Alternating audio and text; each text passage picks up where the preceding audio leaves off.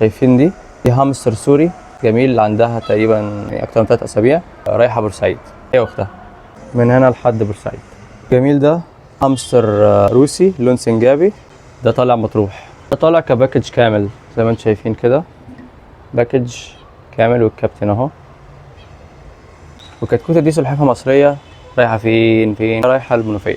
حابب اوضح نقطه مهمه جدا يا جماعه، ان كل الاوردرز دي بتبقى عباره عن دفع مسبق، فما ينفعش مثلا اكون انا ببعت اوردر او في اوردر بيتوصل لحد محافظه تانية او مكان تاني ويبقى في حاجه اسمها دفع عند الاستلام. لا، دي حيوان وروح ليها تعاملات تانية، لانه مش تيشيرت ومش لعبه.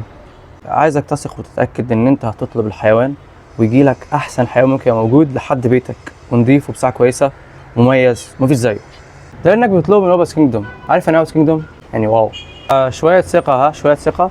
واي حد طلب مني اي حاجه يا جماعه وشاف الفيديو ده يكتب في الكومنتس الحاجه وصلت. ودلوقتي رابط الواتساب بتاع روبوتس كينجدوم بقى موجود في البايو، اطلب دلوقتي واوصلك اليفك لحد بيتك. يلا سلام.